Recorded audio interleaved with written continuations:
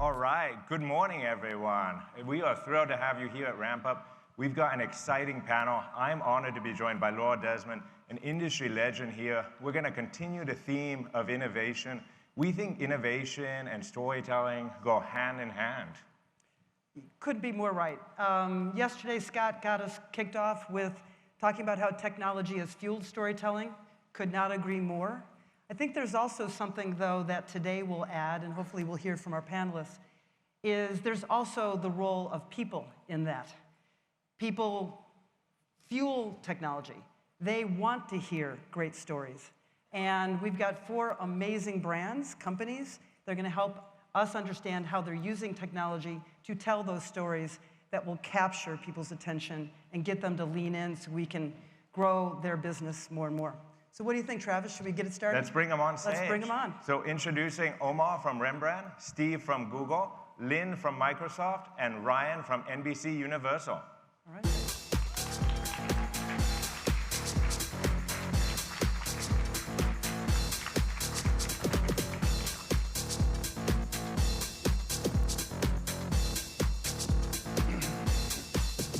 All right. Well, first off, wow. What an amazing panel here we have today. We've heard from innovation, we've heard about AI this morning. For each of you, in 1 minute, what innovation are you most excited about? And Omar, we'll start with you. Yeah, I'm going to start with the problem that the innovation will solve, which is, I've been in this industry for a while, many people in this room have, and for 20 years, we've been optimizing the hell out of programmatic with real-time bidding, with data, with optimization, and it gets better and better and better. But what's happened over those same 20 years?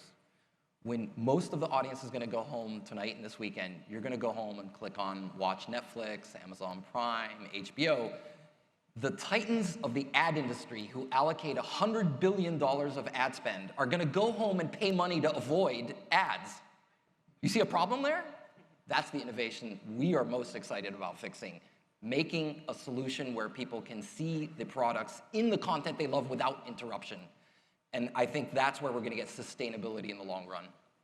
All right, the next generation of advertising. Steve. I think that, wow, that's really loud. Sorry about that. I think when we look at the moment that we're in with cookie deprecation and what will obviously, towards the end of the year, having fully deprecated cookies, we're in the industry finds itself in this digital identity crisis. And so at Google, we're really trying to figure out how do we then evolve the industry to a more suitable and sustainable way around this notion of data, right? And so if you look at it where you're not looking at having a pervasive ID across the web. And so we have to be able to enable marketers to actually reach those audiences. And so for us, the innovation is PAIR. It's the publisher advertiser ID reconciliation. And to be able to actually allow publishers to take their first-party data sets and match them with a brand and advertiser in a durable way, I think is pretty exciting.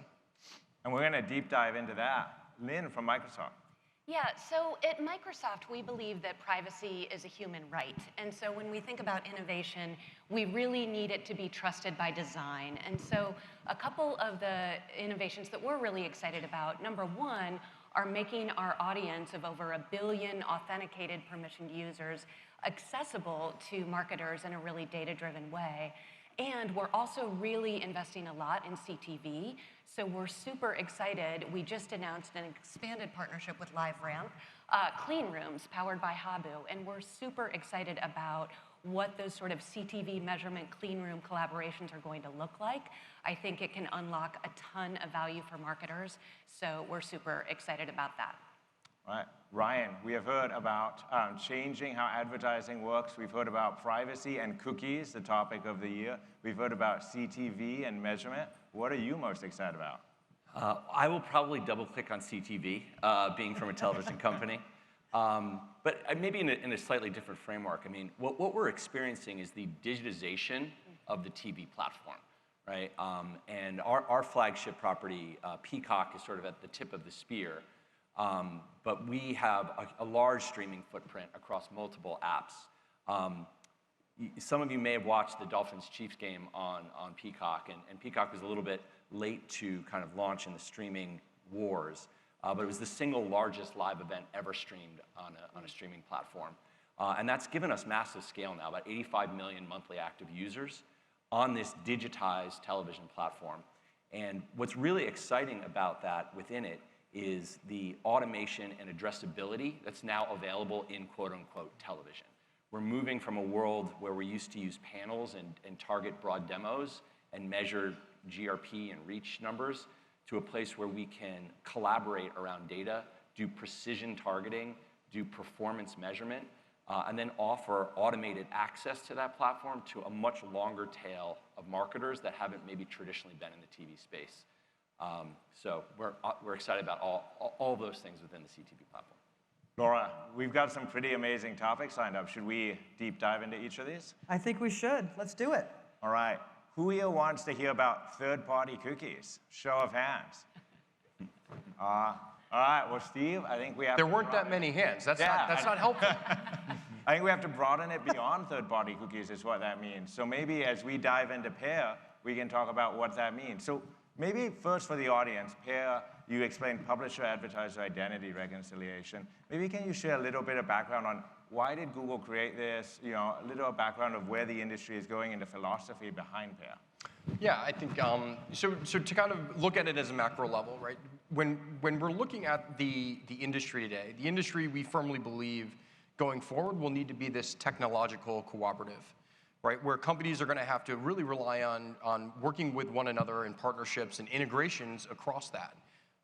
And do so in kind of a very responsible way. PAIR was actually made in the spirit of that, right? And basically was designed under 3 principles. And the first of which is with no standard identity that's going to be pervasive across the web, we had to find some way to empower first-party data. Like, we absolutely needed to make sure that marketers, publishers were actually meeting each other in the moment to be able to kind of leverage all of that data and take action on it. The second thing would be specifically around supporting those direct relationships. And so one of the interesting things is that PAIR is often confused in the marketplace in terms of, is it a clean room, is it an identity layer? It's neither of them, right? So PAIR is actually just a protocol. It's a security protocol that triply encrypts data between 2 entities so that it doesn't allow for pooling of data on either side, so you can't actually take those, the data sets that you're working with your publisher on if you're a brand, and the brand if you're a publisher, and can't leverage them with additional data, right? The PAIR protocol is actually only between the publisher and the brand, and it only works in that case. So if you will, you'd have, the first encryption is on the advertiser side, you've got another encryption where the publisher's data has an encryption layer, and then you have a joint encryption layer between the 2.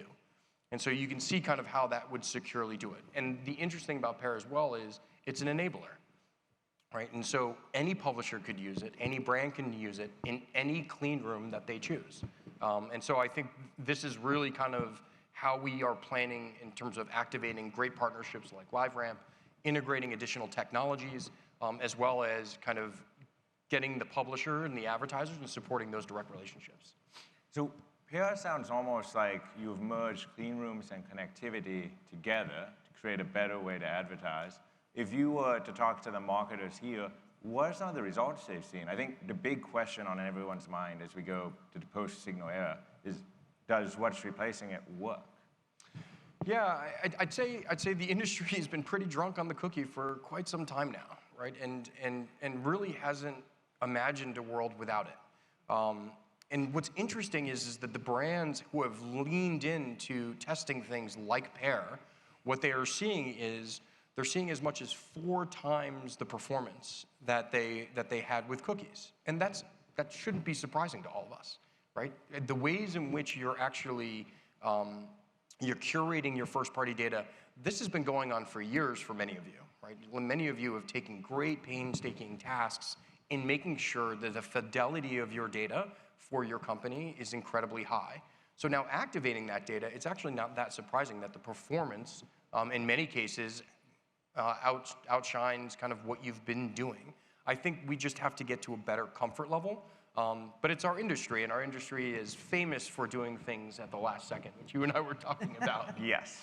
It wouldn't be our industry if we didn't wait until a few days before the problem to fix it, maybe even a few days after. Absolutely. So, Lynne, you lead one of the world's largest publishers, Microsoft, out there, and you spoke about the importance of the consumer and the importance of privacy. You know, there's a bunch of solutions out there in market today, Pair being one of them. How do you consider authenticated solutions as you chart Microsoft's course for the post-Signal internet? Yeah. I mean, authentication is hugely important and always has been. That hasn't changed. Consent is hugely important, and I think becoming more and more important in this regulatory environment. So on the authentication point, you know, for instance, we saw a 40% increase in our CPMs when we adopted ATS. So that is a great kind of application. So, but we also sort of see authentication as one leg of the stool, right? Another solution are all of the contextual targetings. And as I think about the generative AI conversation that we just had this morning, I think that Gen AI is going to come in and really power some very powerful contextual solutions, and then obviously clean rooms as well. So I think all of these solutions need to work together to really hone in on that addressability. So there's no silver bullet, and interoperability is the name of the game. Interoperability is key, and yeah, that's the thing. I mean, and to your point, Stephen, I think we all have to work together. We all have to be willing to partner together. We all have to be constructing safe, secure ways to do that. And so that's going to be how we address this together. So Ryan, when we ask the audience, are they interested in third-party cookies? They're not. They don't care. They're already cookieless. They're ready. Maybe they're interested in CTV. How are you thinking about solutions like that? Yeah, I mean, I think you know, the interesting thing about CTV is it's not really a cookie environment to begin with, right? And the other really powerful piece about it is it's, for television companies, it's a direct-to-consumer experience. So the old cable distribution model was more of a mass distribution model where we actually didn't have a lot of information on the end subscriber. But all of the Peacock subscribers, for example, are directly logged in to the platform. So we have really powerful first-party data. So our intention is to start out of the gate with better data collaboration. So we are partnering with LiveRamp and Google Pair to enable the Pair integration that Stephen just went through. And the benefit of this is it allows marketers to find their precise deterministic audience based on matches of first-party data, permissioned first-party data that they have. That fidelity signal is better than the internet has ever had because you know with high determination that this is the person that you're intending to target. And you also have the assurance that both parties have gotten the proper consent to kind of collaborate around that data. So out of the gate, I think marketers are getting a more precise targeting and measurement experience. Now, put on top of that the fact that it's programmatically enabled. So you can now buy that in an automated way, which is another huge innovation in CTV over television. Now, put on top of that, the Peacock platform has been innovating in places that previous streamers were not, which we brought, namely live sports. So we brought live sports to the platform. We do 8,000 hours of live events throughout the year. That includes the NFL, which I mentioned earlier, but also things like Premier League, and I talked to a lot of soccer fans over the last few days that are really happy with Peacock for that. But we also do things like the Thanksgiving Day Parade and the tree lighting. So when you put all these things together, small and medium-sized businesses that may not have the budget to target all women 18 to 34 in the United States, but have good first-party data, can log into an automated buying system, apply that data through something like Pair, and target just the audiences they want in the biggest cultural sports moments in the world. You bring all of those things together and then measure how effective that is in privacy-enhancing technologies like clean rooms.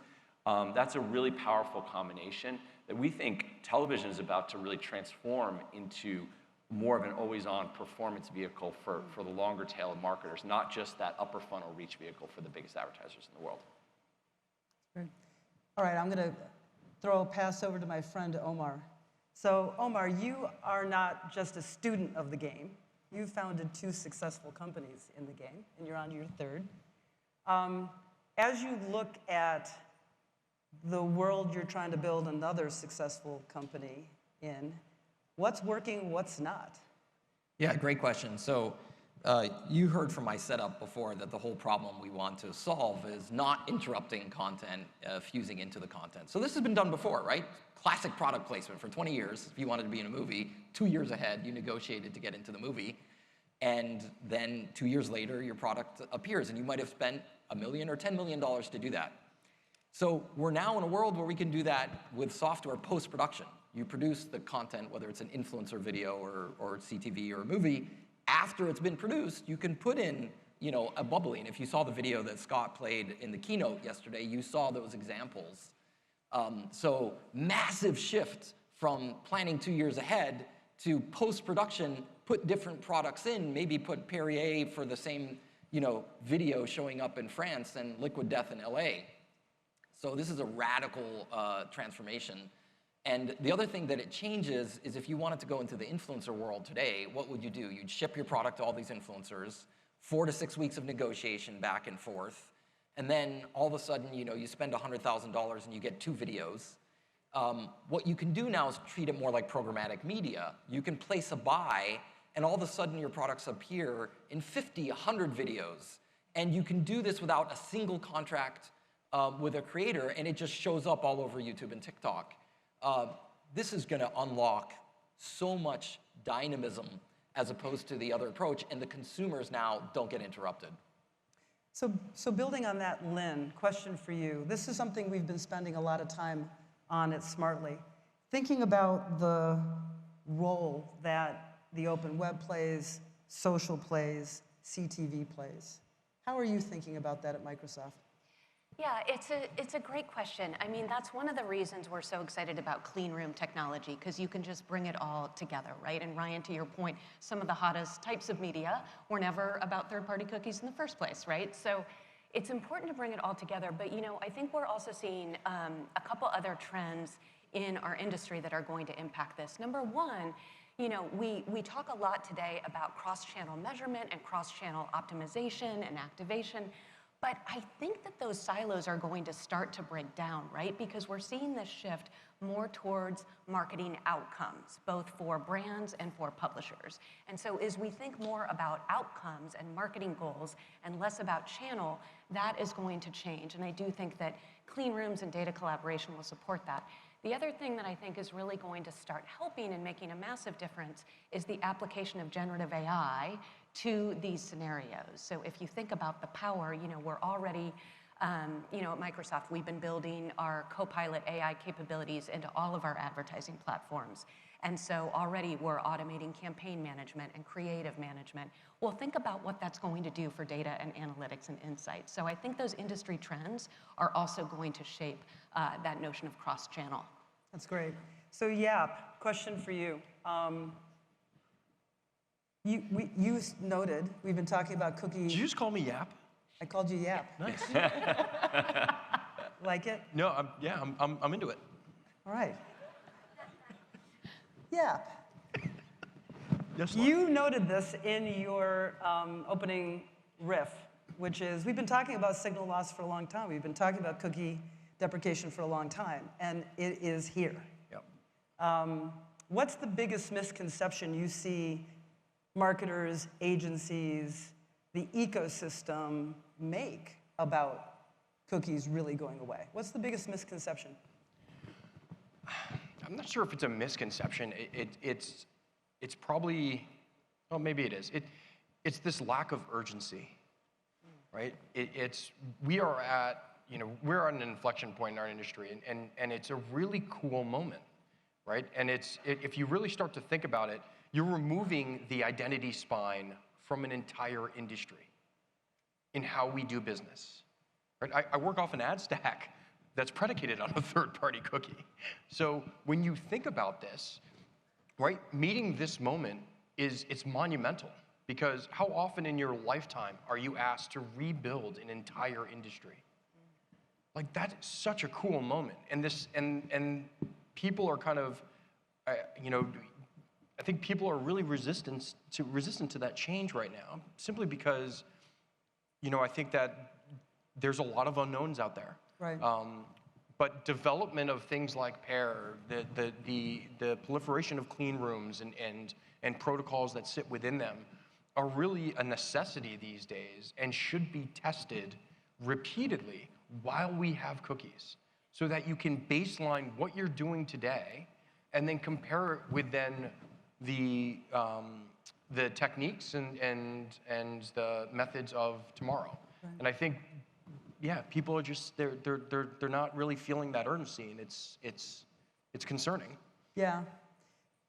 So if I could, Ryan, I want to connect something that Stephen Yap said to what I think. You can call me McConville if you want. Can I call you McConville? It doesn't have the same snap as Yap, but yeah. It really doesn't. Thank you, Laura Desmond. You're welcome. So for the last 2 decades, Scott made a note of this, everyone's made a note of this, the last 2 decades, the industry has operated under a certain construct, and it has been good, and we should celebrate. And we should be sad a little bit, but you know what? Let's be happy, because we actually get a chance to move to something new and different. And that's where you come in, because we've all been a big believer of the ad-supported streaming model. Mm-hmm. Smaller ad loads, better targeting, an opportunity to version so that people lean in and engage. In a way, we've sort of forgotten that the first 75 years of this glorious industry was built on the power of ideas, a brand message, sight, sound, and motion. That's what Peacock does. And so how are you thinking about, meeting this moment? Because it's an interesting time to be in the sight, sound, and motion business, and the creative business, and the data business. I mean, there's a lot there, but I think the way I might answer it is that I feel like marketers have had this sort of like maybe not optimal binary choice in the past, where you had sort of the big tech world where you had a lot of the data and the automation, but maybe more of the content was user-generated, right? I'm talking about some of the social spaces. And then you had the traditional TV world where you had that amazing storytelling, professionally produced movies, which are also all on the platform, like Peacock, Oppenheimer, like all those cultural defining TV shows and movies, and live sports moments that really bring people together, the NFL, the Olympics. But in traditional television, there wasn't a lot of automation. There wasn't one-to-one targeting. So you had like the content over here, and you had the data and technology over here. I think what you're saying, which I agree with, is that you don't have to kind of choose anymore. Like what you're seeing in CTV is the marriage of these two worlds, where you can bring automation, you can bring data, and you can do it all in this re-architected way that's not cookie-based, that is more permissioned, that's using privacy-enhancing technologies. And you can apply data and automation on top of world-class IP. And to me, that's sort of the holy grail of like bringing those two really powerful worlds together. Yeah, absolutely. So Ryan, maybe, CTV, we talk a lot about activation, measurement, kind of just as important, maybe even more important than activation. How are you thinking about CTV measurement, and how do you see that evolving over the next year? Yeah, I mean, I've kind of touched on it a little bit already, but I think, most people when they think about television think about reach and frequency, reach points, GRPs, and but we know anecdotally, right, that when we serve a television ad, like people sell more products, right? But we've not really done a good job as a TV company, partially because we've not had the data, the granular data, to connect those two things. And I think what we can do now, through the use of first-party data, through the use of clean rooms, and through the use of data collaboration with different partners, is we can start to connect those dots. So you are running a campaign that's getting you brand awareness and reach and frequency, but you can also flow that data into a clean room with a partner, and they can line that up with sales that actually were attributed to those ad exposures, like on a ID by ID basis, all kind of protected by constructs like Pair and clean rooms. So I think on the measurement side, we're moving from a top-of-the-funnel vehicle, CTV and TV, thought of as a top-of-the-funnel vehicle, to a full-funnel effectiveness vehicle, where you can see, using data, how those ad exposures are helping marketers at every step in the funnel. So Lynne, you also do TV measurement on little-known company, Netflix. And how do you think about that? Like, how is Microsoft thinking about not just TV measurement, but also the other inventories that you sell and then connecting to other TV providers like Peacock? Yeah, it's great. I completely agree with where Ryan's going. We've been investing in a lot of sort of CTV measurement partnerships with multiple CTV partners. And we've been able to do some really exciting work. So for instance, we've been able to prove with one of our CTV partners that ad exposure on streaming literally impacts search behavior and then conversion behavior. So being able to connect those dots from streaming a Premier League match to being exposed to an ad to searching for it and making that purchase, that is really exciting. And to the point about kind of interoperability and working together, we're investing in multiple kind of measurement partnerships across the globe, right? Because there are different players in every market, so that we can bring more of these insights together. And then I think clean rooms are going to take that to the next level.